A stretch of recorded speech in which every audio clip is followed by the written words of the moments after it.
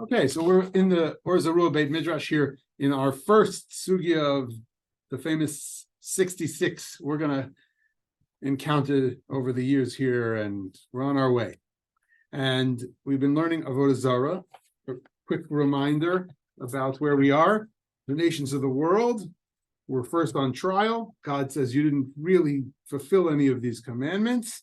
The nations, though, get a little bit of chutzpah and a little bit of power to challenge the Holy One, who is in this end of days trial, saying, did you or did you not really fulfill my mitzvot? And they say, well, did you really give us the Torah? Did you really try to convince us to learn and fulfill the statutes? And ultimately, after the agreement that they really didn't receive all the Torah, and they didn't have the Torah to fulfill, because that's not their obligation, what we now turn to is the notion that the Noachide mitzvot would be the test for the nations of the world. We went from, if you will, let's use the number that the rabbis created, 613 mitzvahs, down to 7 in a certain sense, right? We said that there need to be a fulfillment of the Noachide laws, and if those could be upheld by humanity, maybe they'd have a claim against God when God says, no, you don't get your portion in the world to come. Well, maybe by fulfilling those Noachide laws. And now, of course, there's going to be a question. Did you fulfill the Noachide laws? When we talk Noachide laws, we talk about an intertextual reality that we would be aware of, because the expectation is someone comes with having learned Sanhedrin. That is in Masechet Sanhedrin, in the tractate about Jewish courts, civil law, criminal law. We understand that Noachide laws are 7. One shouldn't commit blasphemy, should respect God and not perform idolatry. There's no adultery, no bloodshed or theft, and you can't eat the limb of a living animal, or some people would say it's not a limb, some people would say it's blood. So this really happens in the Gemara and Sanhedrin. They're derived. Some add to them, some take away from them. We learned inside in the Sefaria extra texts that we looked at on Sefaria's the source sheet. Some wanted to say that there was different kinds of additions. Maybe those were expansions. And the idea here is that the Gemara is very much expecting our fluency with these different laws, as if we understood what the covenantal arrangement really is with the nations and the human beings of the world. And God had talked to Noah. It really stems from knowing a little bit of Torah. Noah, behold, I establish my covenant with you. This is Genesis chapter 9. And with your seed after you. So the covenantal arrangement is really in front of us, and primarily, which I didn't mention, the establishment of systems of law, of courts, as a way forward for humanity is inherently part of the system.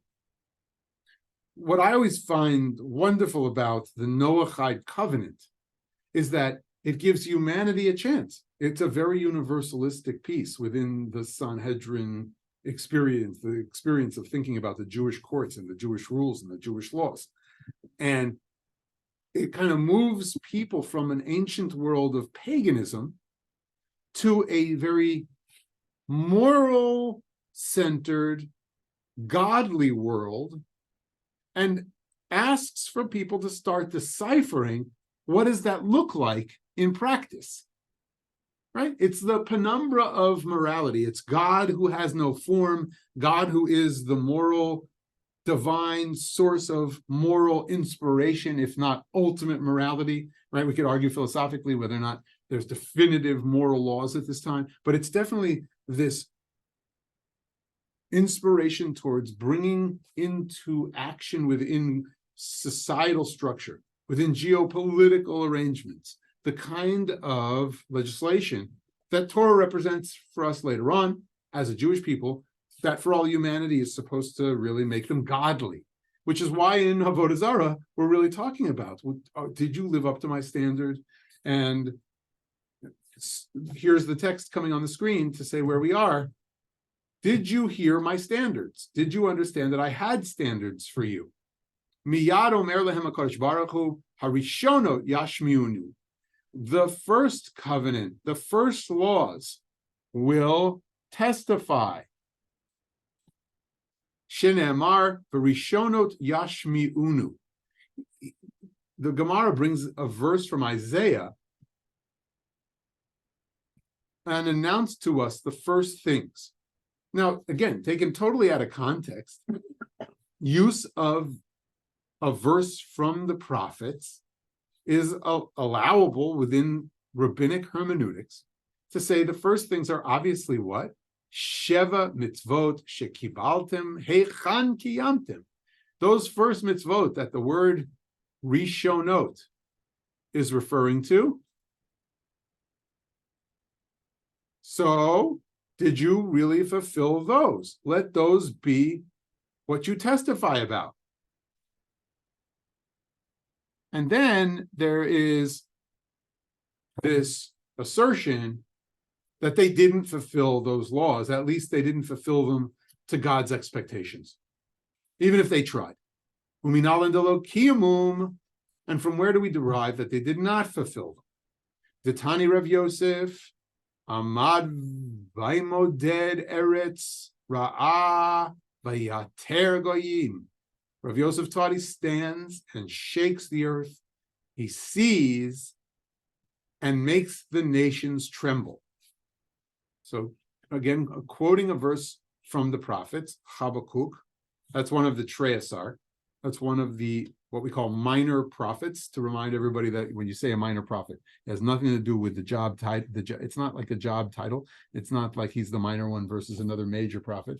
It's just the book was shorter, so we call it a minor scroll. You could put 12 different prophets in one ancient scroll. Like literally, like, think about what a Torah scroll looks like. You could fit all these 12 in one scroll. And in the canon and in the Jewish library, when you ordered the scribe to write these verses of these 12 prophets, he could do it all together in one scroll, and you could order your 12 minor prophets books, meaning only a few chapters apiece.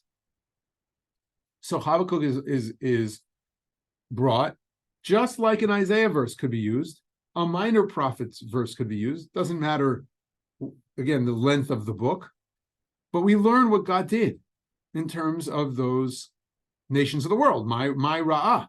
So the Midrash is built. What did God really see? What do we do with this verse? And what do we do with this verb? First verb that's really associated now, my Ra'ah. What did God see? Ra'ah, here it is. He saw Sheva mitzvot shekiblu aleihem b'nei Noach v'lo kiyamum. He saw that the nations of the world had received the covenantal arrangement with the 7 mitzvahs that we call the Noachide laws, and they didn't fulfill them. Kevan shelo kiyamum, and because they did not fulfill them, amad v'hitiran lahen. Because they did not fulfill them, he arose and basically nullified them. Now, we got into this first little paragraph last time. What does this nullification mean?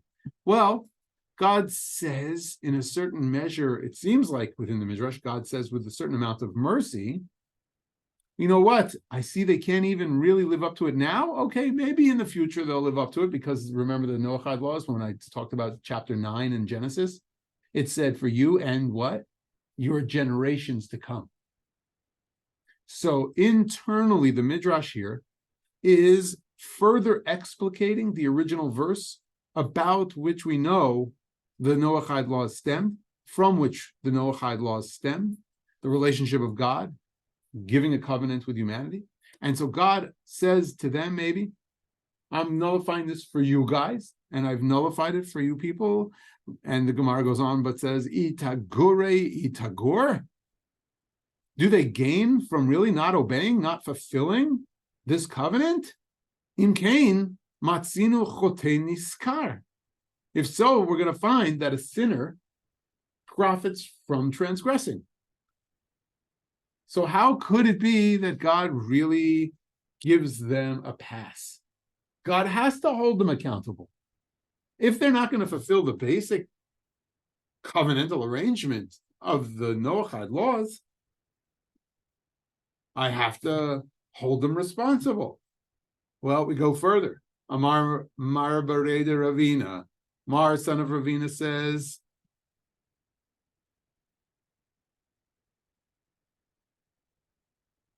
Lomar she'afal pi shekayim otan ein mikablin alehen sakar.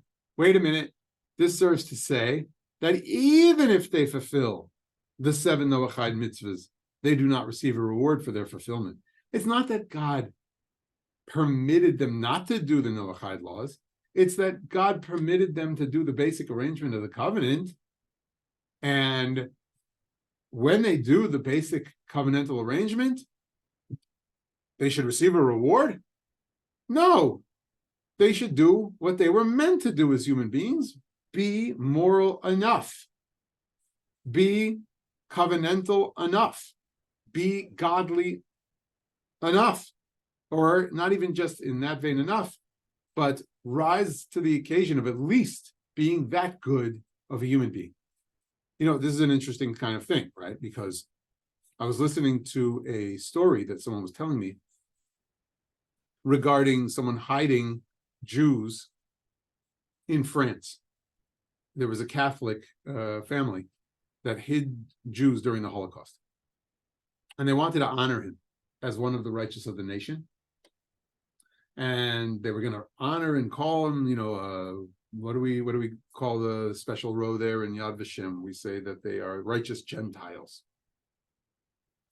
And this certain individual refused to be honored on that path, because the word righteous was in the English translation.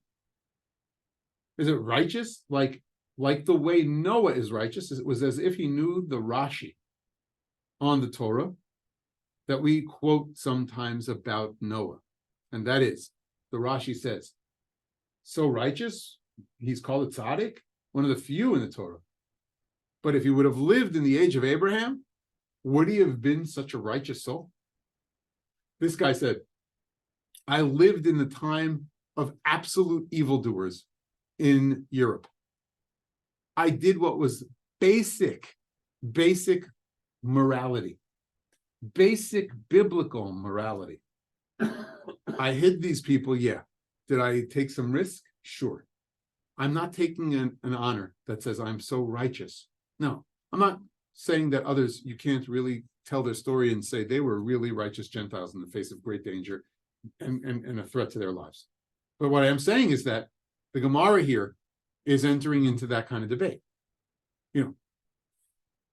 Are we going to say that just being a basic covenantal human being following the Noachide laws deserves the kind of reward that the world to come represents in the context of our sugya?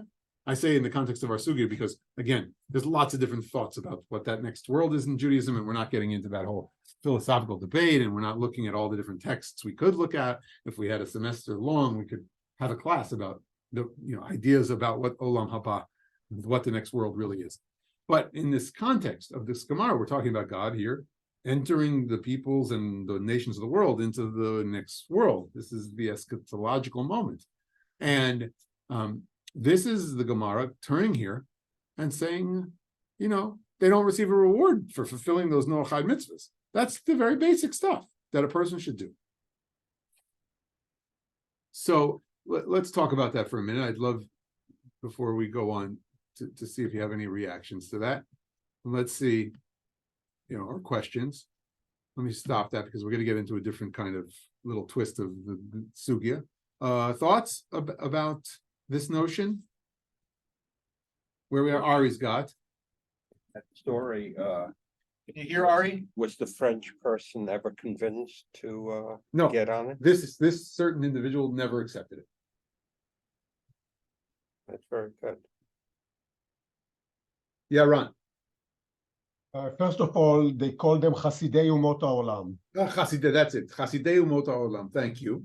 The question that I have, this Very section valuable of, to have Ron in the Beit Midrash. Sometimes he comes up with the Ivrit that we need.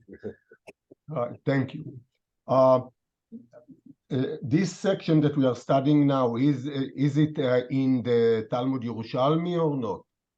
I don't know. I don't want to say. I didn't check, and I didn't check specifically this time around. I know we did that the last time we learned this, but I'm not remembering if this part particularly is. I see. Okay. So the question that I have is why we Jews at that time, those Jews, were so interested about the inner mechanism of Gentile life that we need to judge what they do or what they don't do. We don't like that the Gentile will be in our internal mechanism of life. Why we do it to them?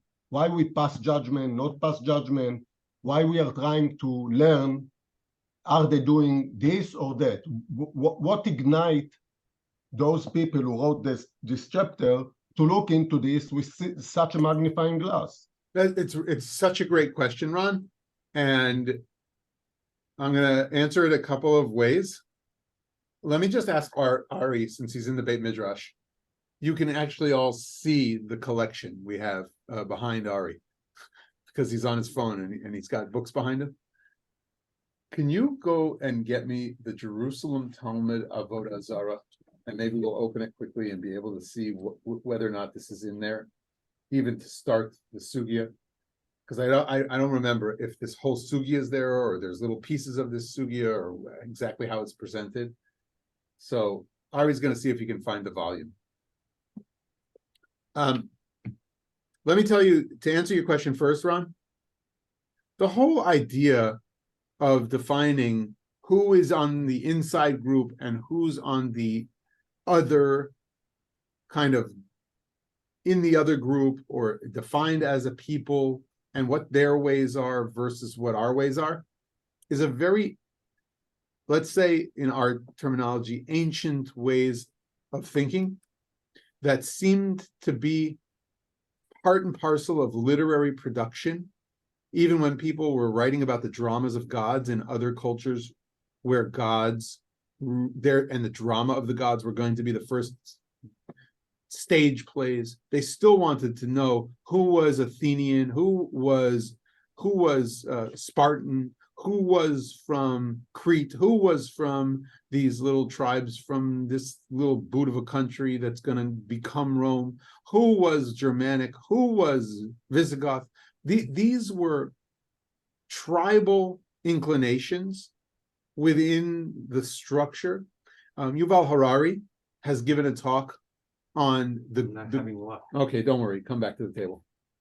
There might not be there. I might have the volume somewhere else because I looked for something else when I was preparing Avodah Zarah. So it might be the only one that's not. No, Yerushalmi is only in one place. It's right here. The green. You were in the exact right spot. Yeah. So come back to the table. Okay. Sorry to send you on a wild goose chase. That's okay. Okay. So, that it's a very, very deep part of our nature, and what I like to say is, I like to be someone who thinks about the length and time that Homo sapiens are on in the field of play as humans.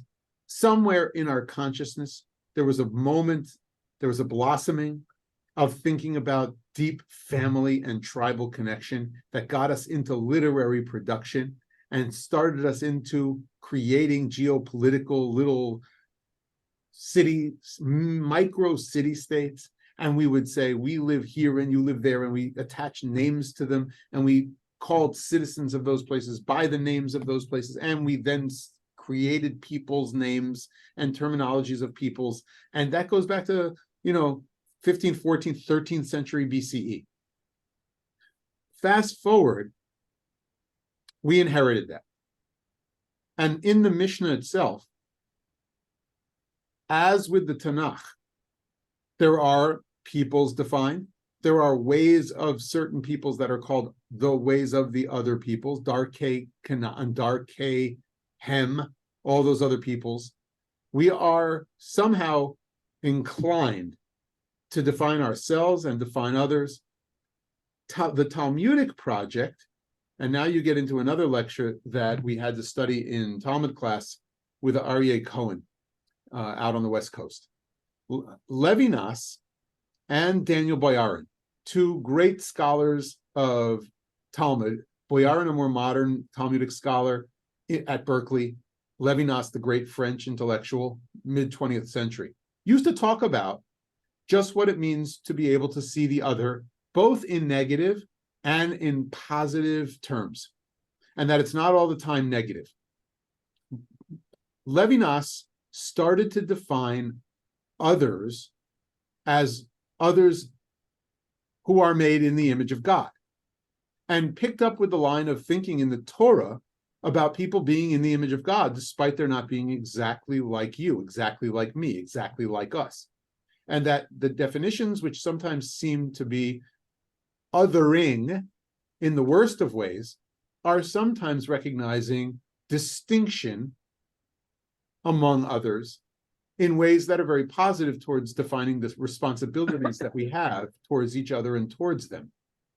And Levinas would trace this depth of responsibility towards other through certain texts in the Talmud, including those texts that center on Darkei Shalom, the ways of peace.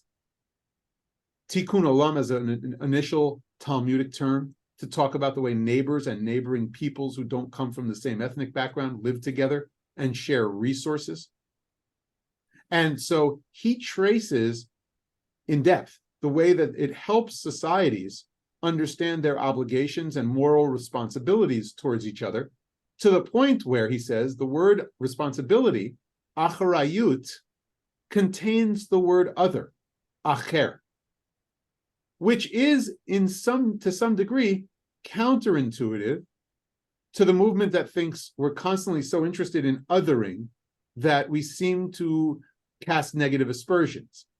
Now, I also said about this passage particularly, this first of the 66 Sugiyot we're doing, that we do have a little bit of a bone to pick with it, because it seems to be pretty negative about the potential of these other peoples either to learn enough from our Torah, or even keep the very foundational Noahide covenant.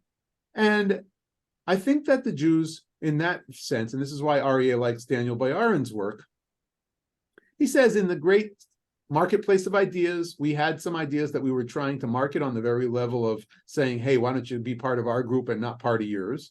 But more than that, he said that we were of people feeling very oppressed, and that hegemonic powers were constantly seeing us like puppets they could play with, and that we were in need of defining whether or not they were friendly or not so friendly to us, as the beginning of the Sugya really demonstrates with that parallel to Shabbat that we talked about, the debate whether or not Rome or Persia did anything positive for the Jewish people.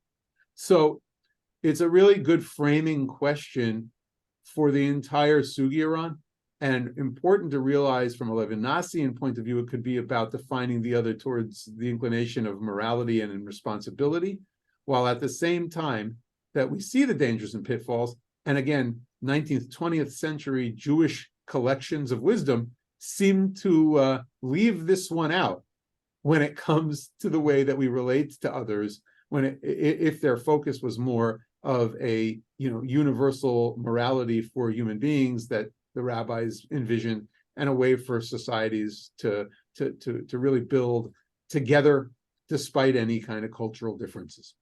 So important question, and a good place to reflect.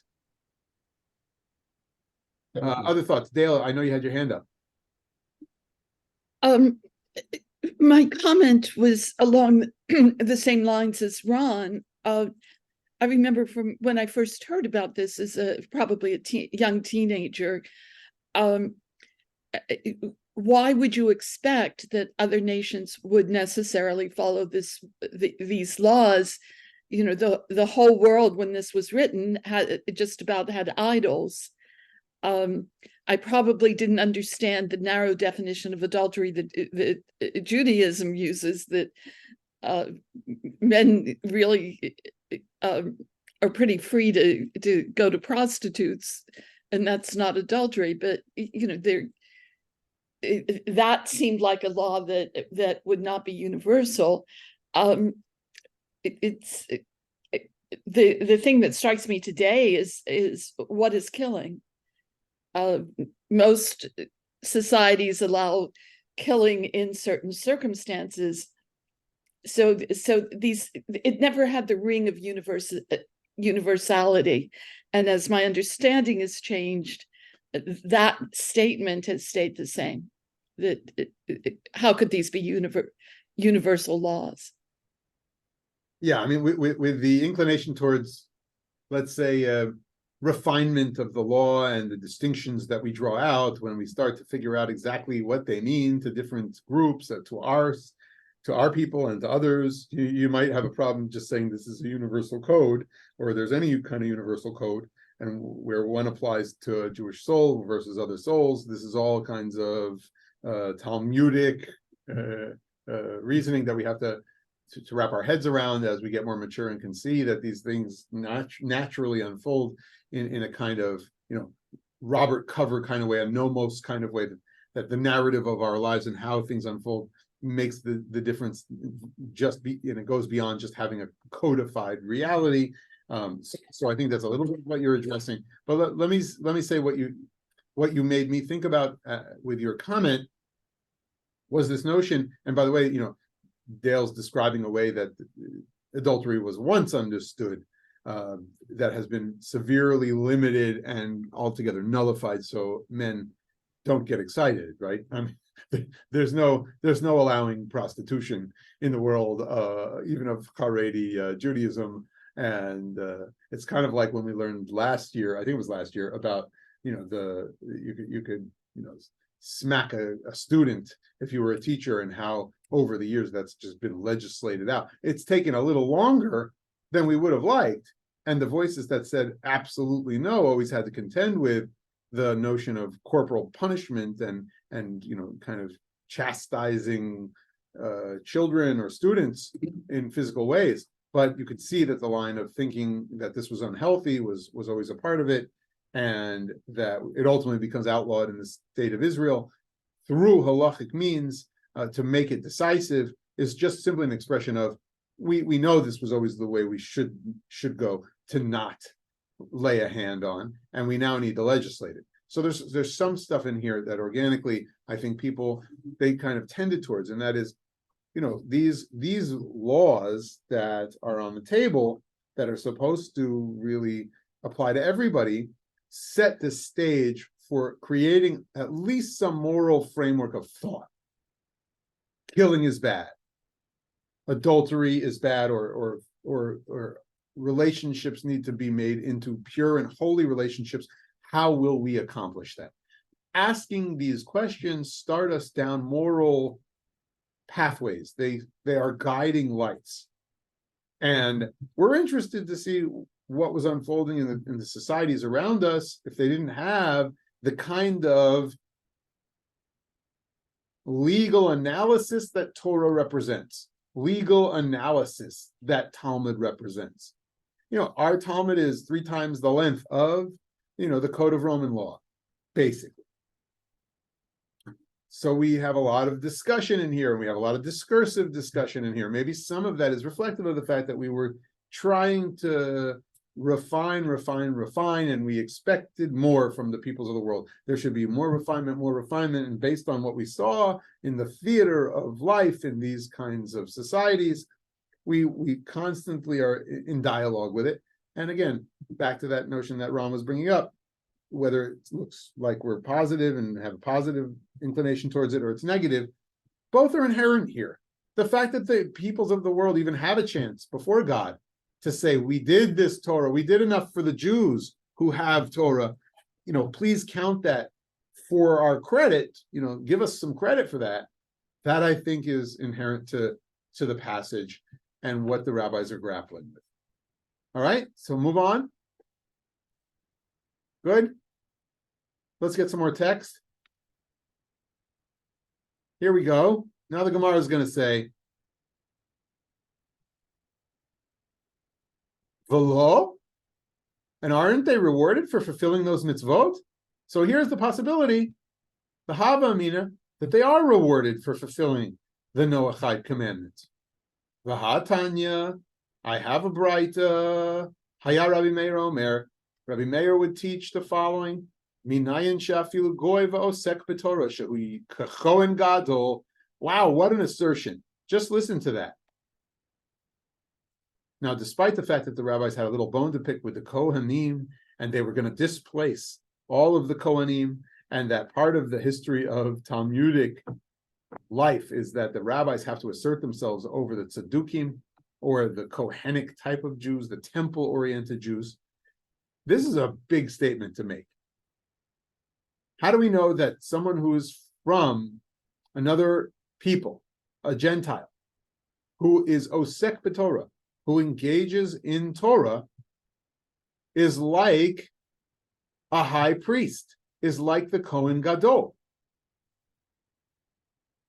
That's the Kohen Gadol. It doesn't just say like a Kohen. It's like the person who can do the most intimate avodah, the most intimate worship of God, the most intimate ritual on Yom Kippur, in the Holy of Holies. Talmud Lomar.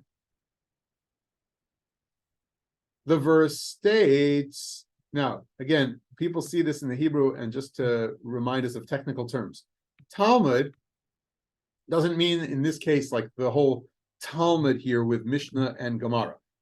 It's a word that's really referring to a certain verse in this case, Talmud Lomar, but the way to actually translate it, instead of saying the verse states, would be like, and we learned from this verse. It's actually one of those words that has like a verb and a noun all wrapped up into one. Talmud Lomar, a verse that we were learning, comes to teach us exactly what we need to know here, or proves the point. What is that verse? Asher yaseh otam ha'adam v'chai behem. Is it not stated, therefore you keep my statutes and my ordinances, which if a person does, he'll live by them? Kohanim leviim v'Yisraelim lo ne'emar. It doesn't really say over here where it says the word Adam. It doesn't say it's only about Kohanim, Leviim, or Yisraelim. It doesn't say in the book of Leviticus that it has to be Kohanim who do the ordinances and statutes and live. It doesn't say it's the Levites, if they do the ordinances and statutes, they live. It doesn't say about the Jews in general, the Yisraelim, that if they do the ordinances and the statutes and live. What does it say? Ha'adam.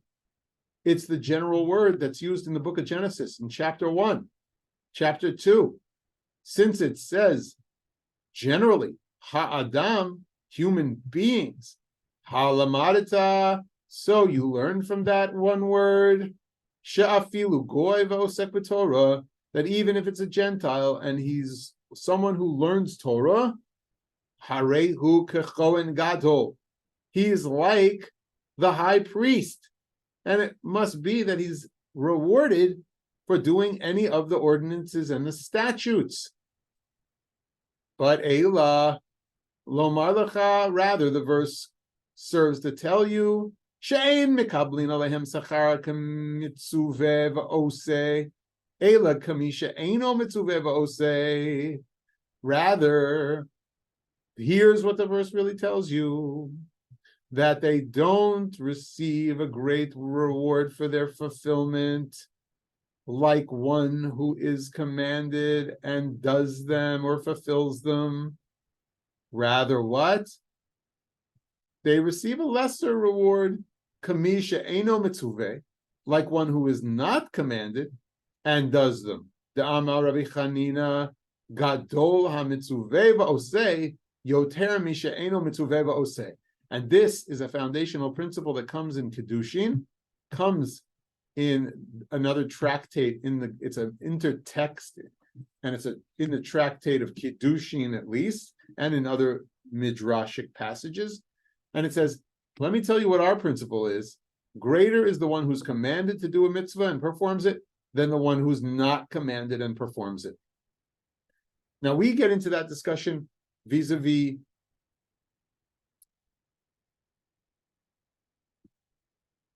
individuals in our midst who might be exempt from mitzvahs, but they're still Jews.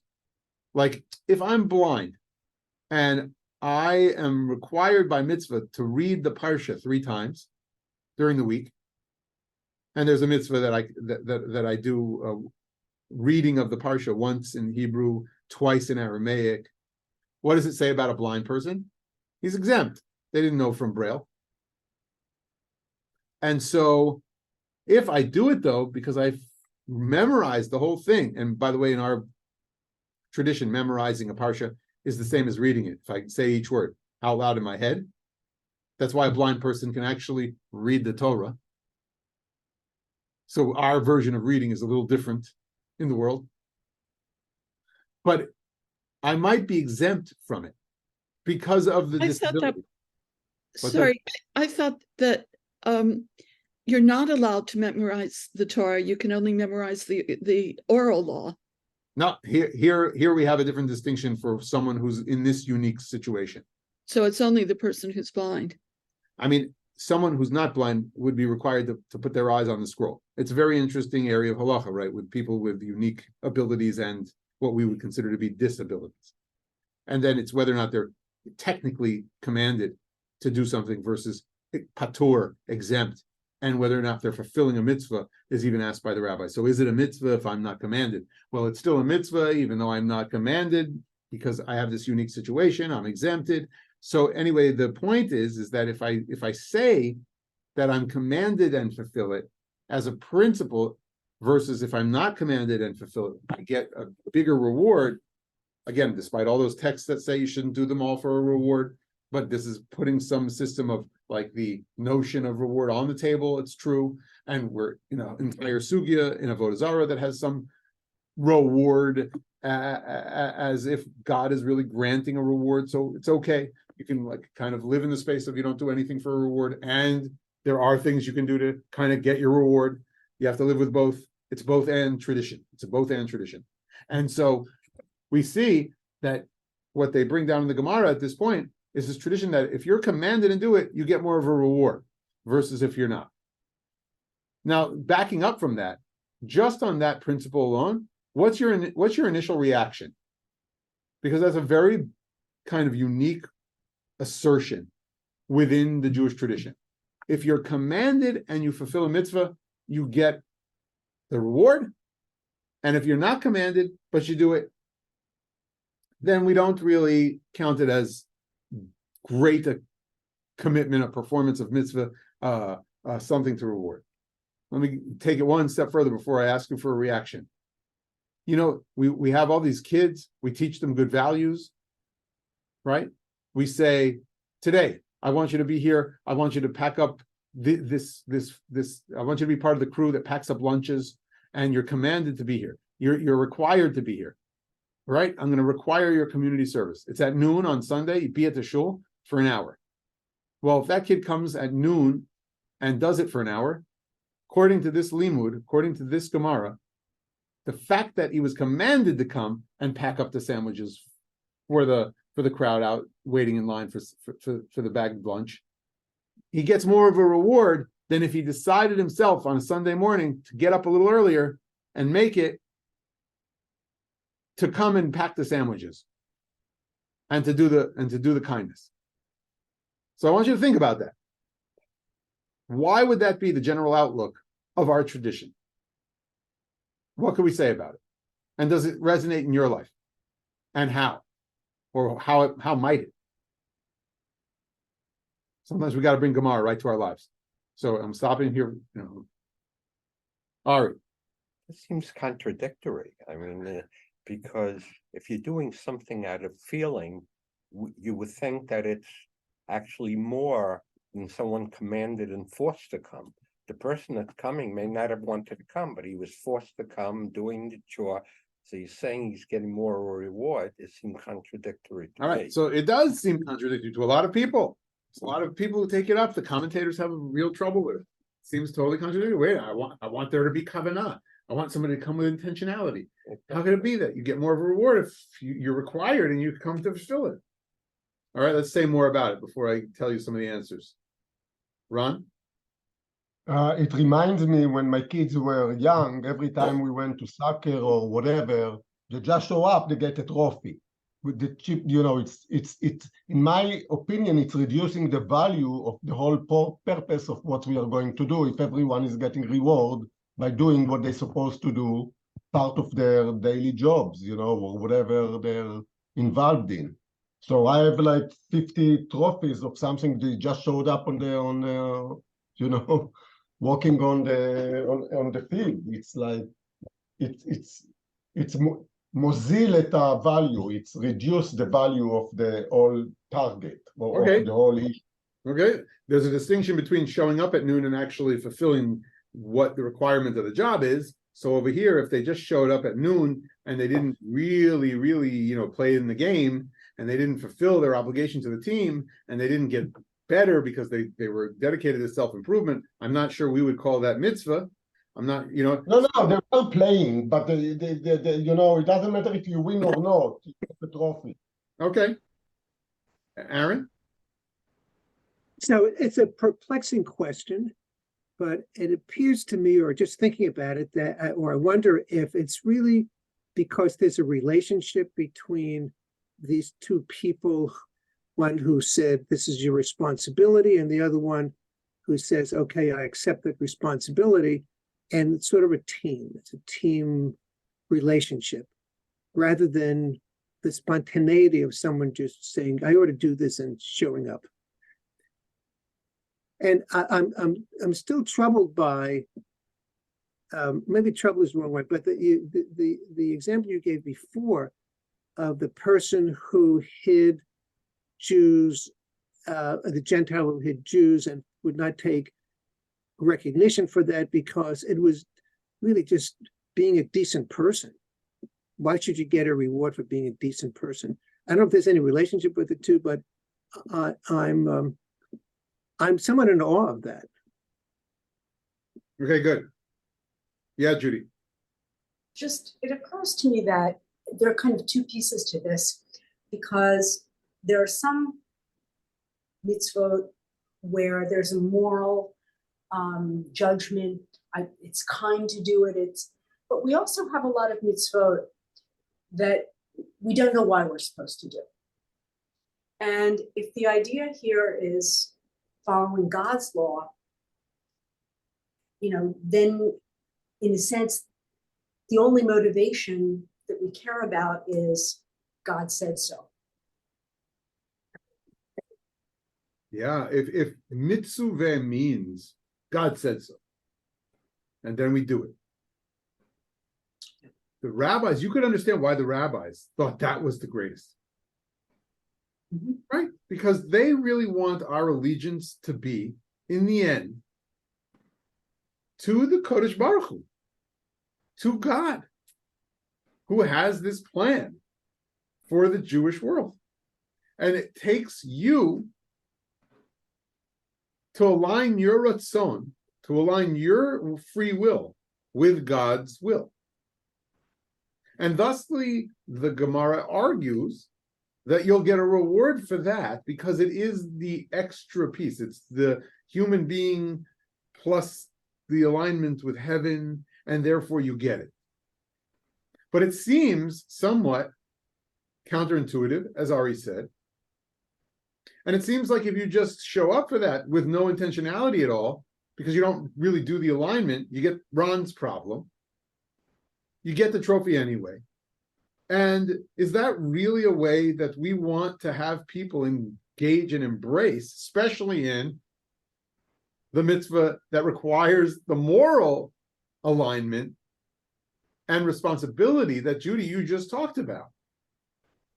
And this is a real big discussion among those who really react to this moment in Avodah Zarah where we get this principle, and it's a moment where we see it in Kiddushin, and we ask the same questions, and you see the commentators, the Rishonim, they're struggling with it. Yeah, Rich. Just seems to me it's saying the fact that the person who isn't obligated to do it does it is it's not important whether they do it or they don't. That seems to be the message. And that, yes, it's very important that the person who's commanded to do it does it, and they receive a reward for doing it because it's an important thing. You know, if you're charged with washing the dishes and you wash the dishes, that was what was important. Somebody comes along and says, let me rewash a dish or two. That's not important. They were already washed. Yeah, thank you very much. But, you know, a nice gesture, but that doesn't count very much.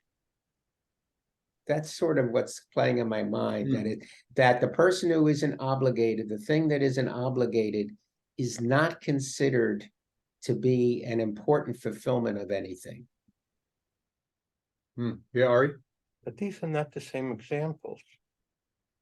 Judy's example is that God ordered something to be done, and if you do it, you get rewarded. The example you started with was a human command. Well, let's say Come and do impact. Yeah, let's say though that it's ultimately God's command, because a chesed that you're supposed to fulfill for another human being is God's commandment from Torah. But the person who comes willingly without being asked to is doing the same packing as the other person that was commanded. Right. So it's not like Richard said, he's doing a dish or two, something that's already been done. I could understand that completely.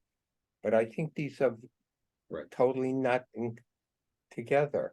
I think that at the core of it, the rabbis were wanting everybody to know that what you do in your life, whether you choose to do it with full intentionality or you choose to do it with no intentionality, if you're doing what God says you should do, that we've really derived and helped define, that is worth a reward. And that's just a rabbinic outlook coming into focus. Yeah, Dale.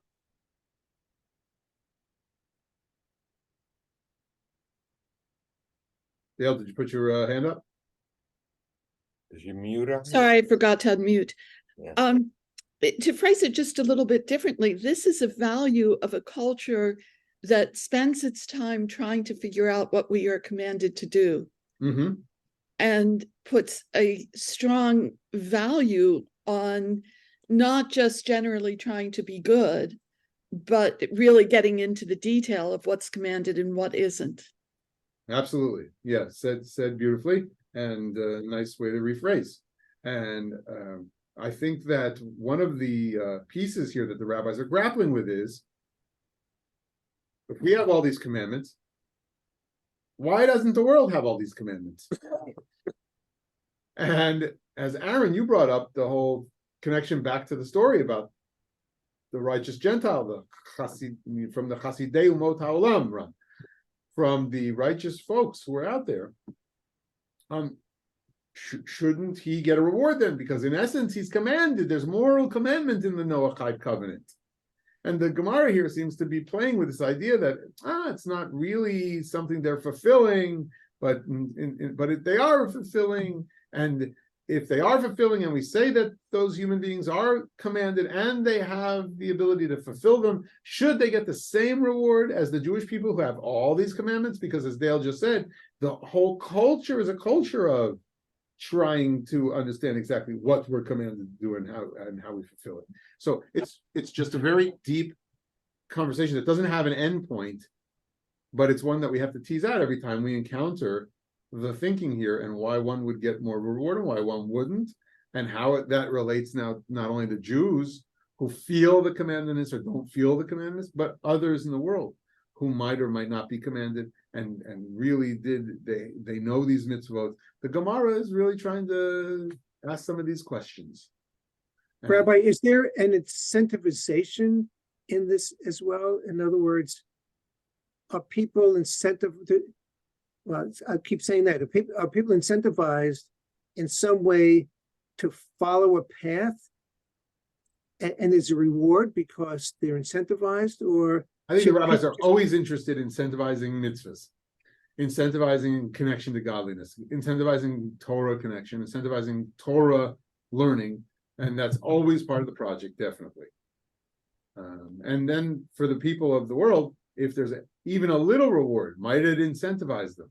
And might statements like that, if non-Jews heard it right at the time that this was all written, and what we know about them, and we shared that in some forum, which I'm not sure, because that's all reception theory kind of questions, like where did this midrash go? Who knew this midrash? Was it only internally the Chachamim themselves, the sages? Was it sages and Jews in some of the synagogues on Saturday afternoons where they were listening to the sages teach?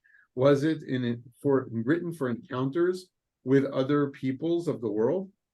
Was it to market to them and try to get them over to our side and show them that if you're commanded and take on these big numbers of commandments and you convert, at whatever conversion meant at that time, to Judaism and don't accept this newfangled way of religion with some savior and Messiah who already came, or some paganism, like, are you going to be rewarded? Because the idea of reward in religion is obviously one that really motivates people sometimes. And if you think from a deeply ecclesiastical kind of way, we're in the midst of that. How are we going to get our reward? How are we going to get at least our just dessert? And so that's a piece of what's going on here too. All right, weiter. Onward. So this now is an interesting question that comes into focus. The Gemara now is going to turn to this discussion between the God and the nations of the world, whose claims are rejected, with the rebuttal that they didn't receive the Torah, because they didn't even fulfill, they didn't receive reward because they didn't even fulfill the Noachide mitzvahs. And they say, Eila kachom rima goyim. So now who's talking? Again, very important that we see that they have a voice in here, these others in the world, and they're talking Lifnei HaKodesh Baruch Hu, Ribono Shel Olam. They're addressing him as the master of the world, just like Jews use the name Ribono Shel Olam. The Goyim are using this Ribono Shel Olam. Yisrael Shekibulua Hechan Kayemua. You were just asking us, God, about whether or not we fulfilled the Torah, but can you prove to us? Do you have any evidence that the Jewish people themselves fulfilled your mitzvot in the Torah? Oh, this is such a challenge to the Jewish people. And we said the first time we learned this, I'll say it again. Maybe it's the nations of the world looking around and they know our very nature. They know we're busy in the fields. They know we're busy with our businesses. They know we're busy with family life. All these rules and all these things they know that are in the Torah. Are the Jews really living up to what you think is the entirety of your Torah? Come, prove to us that they even fulfill what you think they should be fulfilling. Amar Lem HaKodesh Baruch Hu, God says to the nations of the world, Ani me'id bahem shekiyamu et HaTorah kula. God says, I will testify about the Jewish people that they fulfilled the Torah in its entirety. I've done a number of eulogies for people who have 1 or 2 or 3 or 5 mitzvahs that they do and they love, and that's it. Kola Torah Kula, God's going to testify for the Jewish people that they fulfilled every ounce of the Torah. Somebody could ask the righteous question: could we even fulfill all the mitzvahs of the Torah? Whether it's the mitzvahs of Eretz Yisrael versus the mitzvahs that you can do when you live outside the land of Israel. You can't fulfill all the Torah. All the different possibilities of mitzvahs and the consciousness it takes to fulfill mitzvahs all day. Who has the time for it? So God says, you know what? I'm going to be the one to testify that the Jewish people fulfilled the Torah, Kula, all of it. How are we going to do that? Omrim Lifanav. The people say, though, Ribono Shel Olam, Klum yesh av shemeid al beno. You know your own rules of evidentiary procedure and being a witness. We know this from Sanhedrin. And who's actually thrusting this assertion? It's the non-Jewish people who now know enough of our Torah and our Talmud to thrust this assertion before God that what? Master of the universe, there's a father who can testify about his son. You're going to be able to be the witness. for his child, Am Yisrael here being called the child of God. Dichtiv b'ni bechori Yisrael. Here's a verse that proves to you, God, that you called Israel your first child, my son, the firstborn, Israel. Amar lahem HaKadosh Baruch Hu, but God says to them, all right, fine. If you caught me, I can't testify. Right? Imagine that. Just stop, full stop. They proved to him with Gemara and the verse from Exodus that God can't possibly be the one to testify for the Jewish people. And so who does God call upon to actually testify that the Jewish people has fulfilled the Torah in its entirety? Shemayim va'aretz ya'iru b'hem shekiyamu et Torah kula. Heaven and earth will testify about them, that they fulfilled the Torah in its entirety. And that kind of gets us back to, we mentioned the Midrash. Remember when creation was unfolding and it was day 6 and God goes and says to the Jewish people, are you going to receive the Torah? Because if you don't, all of creation is kind of going to fall apart. Well, now it's all of creation who knew from, at least in an intertextual kind of way again, from the texts themselves, that Israel absolutely accepted Torah, that Israel really fulfilled their mission by receiving the Torah, and it's the very reason we exist, heaven and earth can say. Omrim lefanav, the nations say before God, Ribono shel olam, Shemayim va'aretz nogin be'edutan. Wait a minute, the testimony in heaven and earth is also tainted by a conflict of interest. Shneimar, im lo veriti yomam v'layla, chukot shemayim va'aretz lo samti. If my covenant be not with day and night, I would not have appointed the ordinances of heaven and earth. So God had a certain kind of covenant with those elements of nature, the entirety of creation. There was a certain brit that goes beyond the brit, the covenantal arrangements with peoples. And you know what? Since they owe God their very existence and they know it, they can't be the witnesses either. V'amar Rabbi Shimon ben Lakish. So Shimon ben Lakish comes to teach. My dichti vayhi erev vayivoker yom hashishi. There was evening and there was morning the 6th day. Milamed shehitna kodesh baruch hu ima severeshit. V'amar im Yisrael mikavlin et Torah mutav. And there's the limud that I just referred to. It says if the Jewish people or the people of the world, you might have thought on the 6th day of creation, but really it was God referencing the idea that Yisrael would have to agree that in the future they would receive the Torah. And if in the future they receive the Torah, the entirety of creation would be good, mutav. But if not, if Israel won't receive the Torah, it will go back to chaos. V'hainu damar Chizkiah, and this is similar to that which Chizkiah says with regard to a different matter. My dichtiv mishamayim hishmata din eretz yereh v'shakata. What's it mean when it says you cause sentence to be heard from heaven and the earth feared? Im yara lama shakata. If they got fearful, why did they shut up? Im shakata lama yara. And if they got silent, why did they say nothing? Ela b'tchila yara uvhasof shakata. Rather, at first, they were really fearful that Israel might not receive the Torah.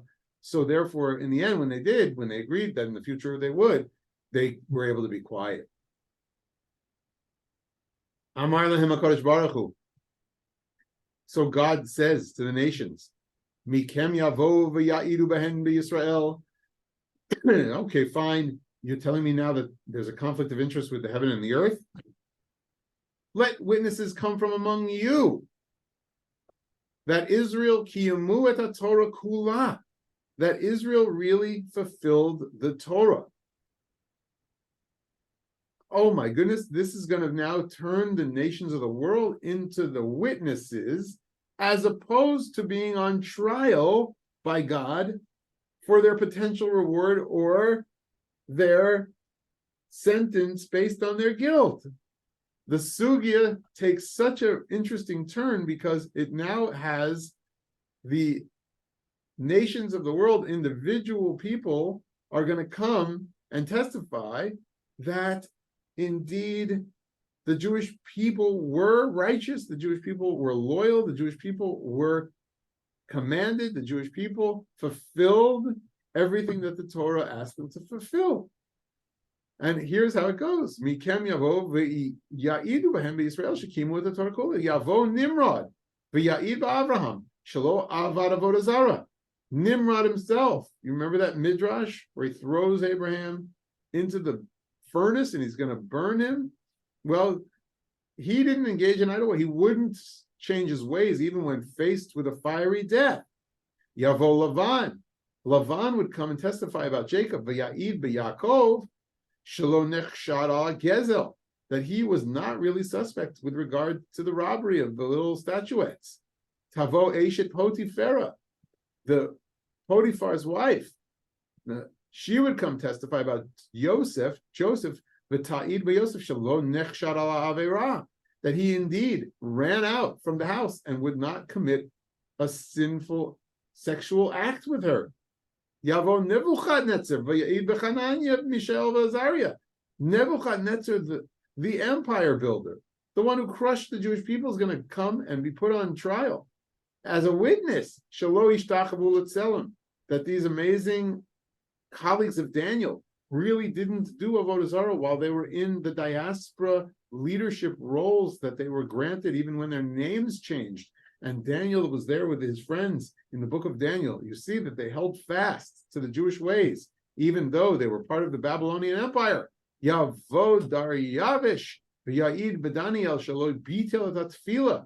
He's going to say about Daniel, who was serving the great emperor, that he found ways to daven while he was in service of the leadership of Babylonia. Yavo Bildad Hashuchi v'tzofar ha'na'amatzi v'Elifaz ha'Teimani v'Eliyahu ben Barachel habuzi, and these the friends of Job, habuzi v'ya'idu b'hem b'Yisrael, they would say about Israel, shekiyamu et kol Torah kula, that they would fulfill the Torah. It's, as it says, Shneimar yitnu eidehem vayitdaku, that they would truly say before the Kodesh Baruch Hu that all the Torah was fulfilled by these people. These people remained true to the Torah despite all the great challenges that you faced them with, that we, the nations of the world, faced them with, and they were loyal and they were a people even amidst it all. Stopping here, before we finish the sugya, or the part that we're going to learn to say we're done with the first sugya that the educated Jews need to know. Here is a moment where what we're saying is the world will see we are Am Yisrael. We are connected to Kodesh Baruch Hu. We are connected to the Torah. We are connected despite all of the convincing, the expectation, the assimilation, the hegemonic rulers, powers, the battles, the fights, the waging war, the different laws, all of what we tried to reframe. The Jewish people will remain. And by saying Kol Torah Kula, it doesn't mean all of the codes and all of the details, the punctilious mitzvahs. What it means is that really what we sense from this expression now is that it's the Jewish people remain loyal to a covenantal arrangement as a Jewish family amidst all of the turmoil and trials and travails that they face by these other nations. Because those nations that are represented, in addition to the friends of Job, which represents true suffering, that the Jews are able to remain loyal to God. The friends of Job, we could try to splice that out as opposed to some of these other ones, but all those other ones are about the moral challenges and the empire challenges. So we include the suffering and the evil done, if you will, to the individual Jew who still has to have a relationship with God. It's a very holistic look if we take that passage and we try to unpack it a little bit more, which I'll do after comments and questions. Rachel, saw your hand up. I had another thought of a way to look at it. Yeah, please. Considering this is the Olam Haba, and presumably you're saying that it doesn't literally mean all the Torah, but it could be thought of to say that no individual Jew has managed it, but the Jewish people as a whole have managed to fulfill each mitzvot in the Torah. Yeah, I think like right, because all these different people are named, it seems like there's a sharing of that responsibility, right? Is that what you're picking up? Yeah. Yeah, I agree with you. I agree, and that's a nice way to say it. It's a nice phrase. It's a nice phrasing. Other thoughts?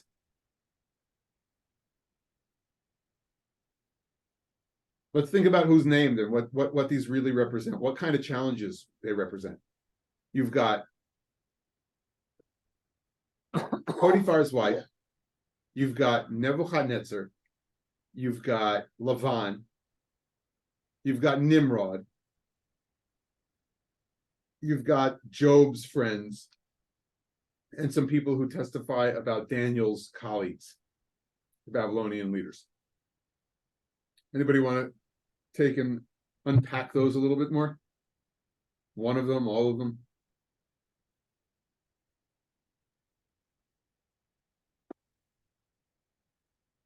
I'd be interested to know which one stands out as the most challenging to the Jewish people in maintaining a relationship with God and God's Torah.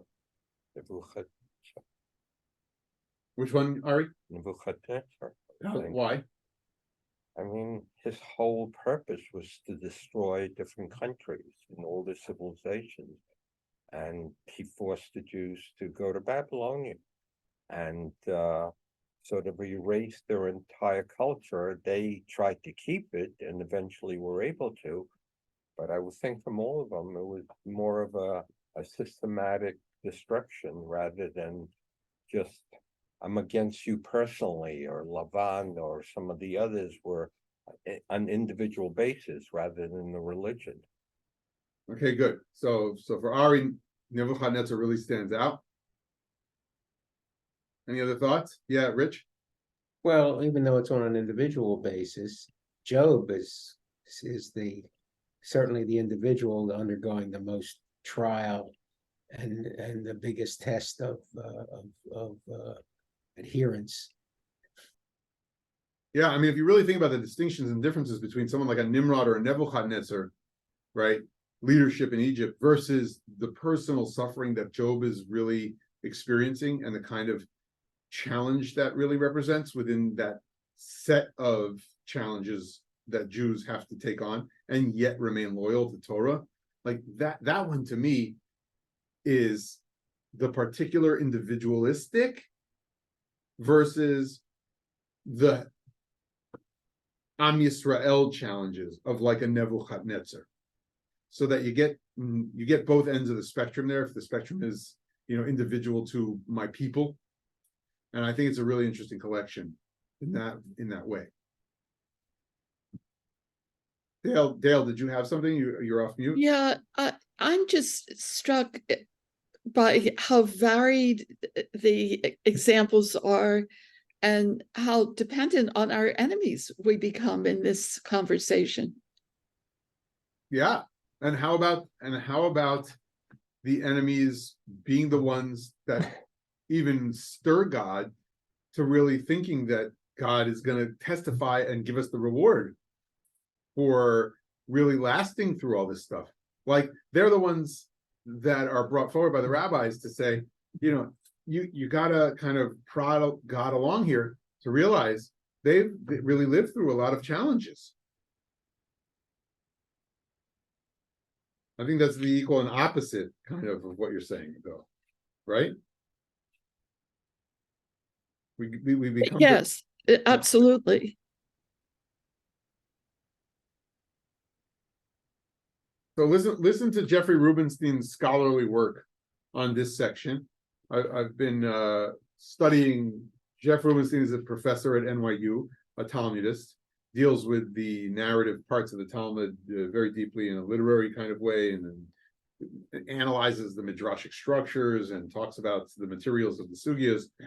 He says the characters summoned to testify are chosen primarily for their multinational profiles, Chaldean Nimrod, Aramean Laban, Egyptian Potiphar's wife, Babylonian Nebuchadnezzar, Mede Darius, and a somewhat obscure quartet clearly brought in for additional cosmopolitan flavor, Temanite, Shuhite, Naamatite, and Buzite, a true gathering of nations. Yet the figures were carefully selected. These villains endeavored to prevent biblical heroes from observing the Torah, remaining loyal to God, or falsely accused them of sin. Nimrod, according to legend, cast Abraham into a furnace and persecuted him in other ways in order to compel him to worship Nimrod's gods. Laban repeatedly changed Jacob's wages and then accused him of stealing the household gods. Potiphar's wife attempted to seduce Joseph, then falsely accused him of trying to rape her. Nebuchadnezzar, outraged that Hananiah, Mishael, and Azariah refused to worship the golden idol, threw them into a blazing furnace. After Darius commanded that all prayers be directed to him, he forced Daniel into the lion's den for praying 3 times each day to God. Eliphaz, Bildad, Zophar, and Elihu, Job's 4 comforters, charged that his suffering must have been caused by sin, and incessantly trained him to confess his misdeeds. They too falsely accused a biblical hero of transgressing God's law, and thus it is fitting for them to testify that all Israel observed the entire Torah. Laban, Potiphar's wife, and Job's companions are transformed from prosecutors to witnesses for the defense. Obviously, the impact of these specific characters is much greater than would have been the case had Jethro the Midianite or King Hiram of Syria, staunch allies of Israel, testified on its behalf. The members of the subpoenaed group not only confirm Israel's fidelity, but betray the falseness of their own case, far from having helped Israel to fulfill the Torah, as they initially claimed. The nations repeatedly strove to prevent Israel from observing the commandments. Far from not having fulfilled the Torah, as the nations subsequently argue, Israel did so under the most trying circumstances, even at the risk of life itself. And just as these villains falsely accused Jacob, Joseph, and Job of crimes, so the nation's arguments are exposed as baseless. The satirical element of the first scene, the confused appearance of the nations and their dejected departure, deepens with the self-incriminating testimony. The nations are not only liars and scoundrels, but buffoons. Well, that's Dr. Rubenstein's take. All right, we're going to end tonight with the section that will end this sugya for us, though it goes on and there's some fabulous material. I'm going to just touch on what the next kind of, let's say, foray into how are we going to ultimately prove that anybody did a good mitzvah, anybody's really into doing God's will, anybody's into fulfilling any part of this Torah. And it's an interesting turn. And we're going to read one more paragraph. And that interesting turn is going to be a turn towards one mitzvah. And we can talk about that at the end. Amru lefanav, the Gentiles say before God, Ribono shel olam, Master of the universe, Tana lanu merosh v'na'asena. Give us the Torah afresh, and we will perform the mitzvot. Amar lahen HaKadosh Baruch Hu, God says to them, Shotim sheba'olam, fools are you of the world. Mi shetarach ba'erev Shabbat yochal b'Shabbat. Mi shelo tarach ba'erev Shabbat mehechan yochal b'Shabbat. One who takes pains on Shabbat evening, or eve, not evening, sorry, eve, meaning Yom Shishi. One who endeavors to make Shabbos meals on Friday will have enough food and will be able to make Shabbos. But one who didn't take pains on Yom Shishi, on Friday, to really prepare Shabbat, what's he going to eat on the Sabbath? In other words, what you think you're ready for your portion in the world to come, having not prepared for this moment before me in the great courtroom of the world to come? Ela Afa Bichein. And here, the opportunity for performing mitzvah's passed. It's too late, but even so, well, how will I know that you'll be aligned with at least my will, if not make a world full of potential morality, build the structure of humanity out in the way that will ultimately feel redemptive. Here's the mitzvah. Mitzvah kala yeshli. I have an easy mitzvah to fulfill. The sukkah shema. And its name is sukkah. L'chu v'asuota. Go and perform it. If you'll sit in the sukkah, if you will wander through my world in a fragile and open tent of existence, and you'll create a world where the harvest shall be gathered and people will come and eat, and we'll have a bountiful kind of portion, and we'll be able to celebrate it, and enough shade that sunlight and all it represents, the harshness of the sun, will not burn us. And we know from Sukkot prayers, as soon as we see that this is the mitzvah, that one day we say that it will be the sukkah of absolute redemption. When we leave the sukkah, we're hoping only for the great feast of the world to come. We say about Leviathan, the serpent that's called evil, that in fact, we're going to barbecue the flesh. We're going to have grilled fish. It's going to be a beautiful sukkah. It's going to be a beautiful banquet. It's going to be a beautiful time that the world can sit and not worry that anyone will harm them, that God will provide some shelter, that human beings will create and make the harvest a time of not only celebration and gathering, but sharing the bounty. I think this is why sukkah is really used here. I'm asking you the question, what do you make that it's the one mitzvah that God says feels like it will create a redeemed world? Because remember, the Olam Haba is not some heaven. It's not some ethereal existence.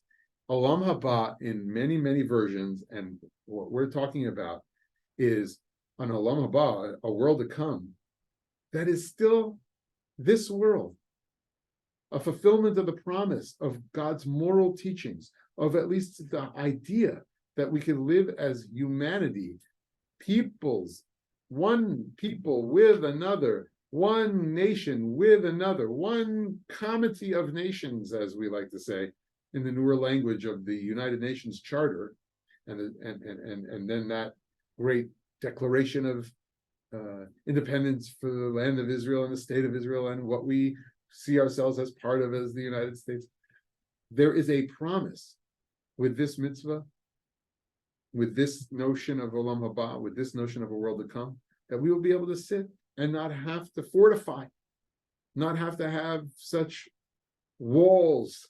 We'll have to use our resources in a way that Sukkah represents to create the kind of spaces, to create the tents. The Sukkot remind us of the tents that Abraham and Sarah sat in front of, that will create a world of this kind of possibility of sharing and splendid nature and the kind of notion of growing enough.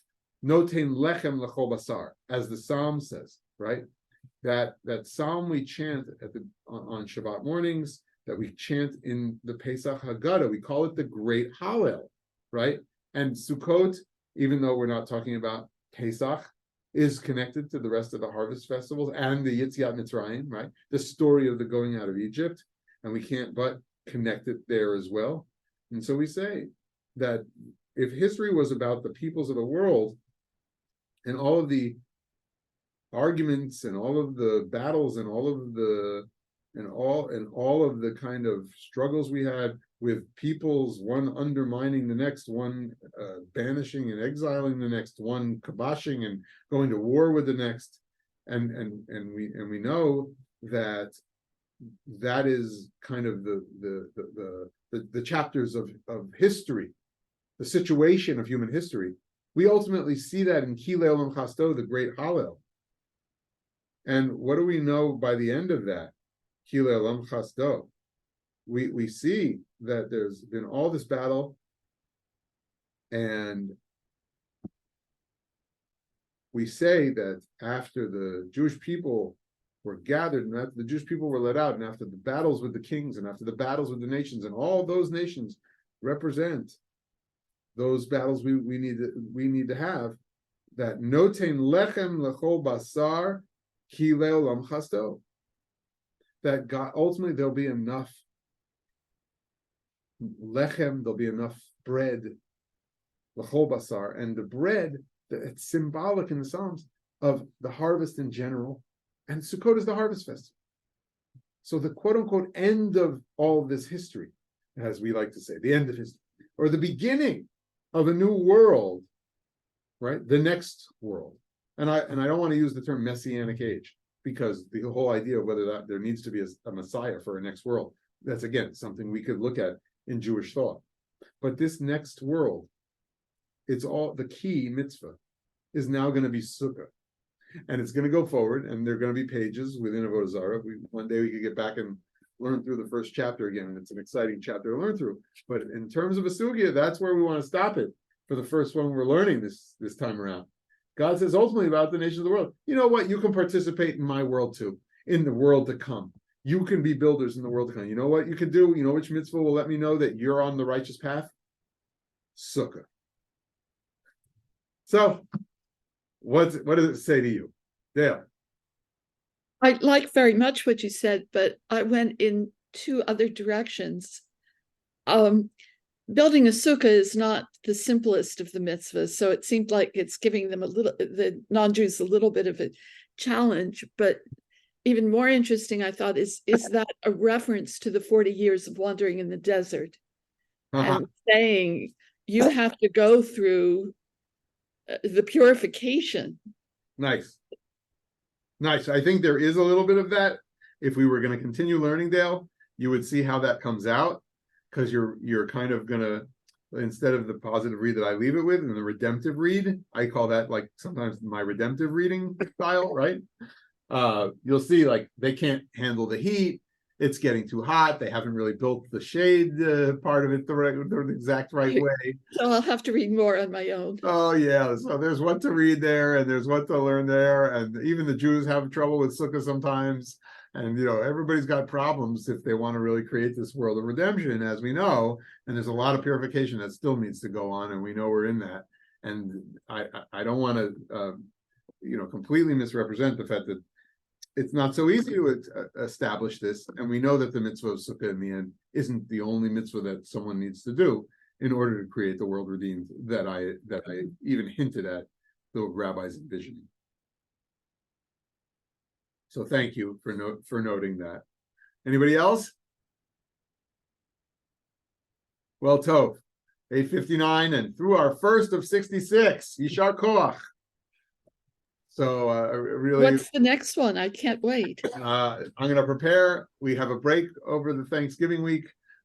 I'll let you know soon. I got to go through the list. I got to see which one comes on the heels of this one. I'm not following exactly their list, like 1, 2, 3, 4, 5, 6. I'm picking from the 66 that they listed, but I'm gonna think about what we just learned and what's next on the horizon. So, can you send us a link to the list? Are you willing to do that? Oh yeah, the list is easy to find. It's the Mandel Center. Put in Google Mandel Center.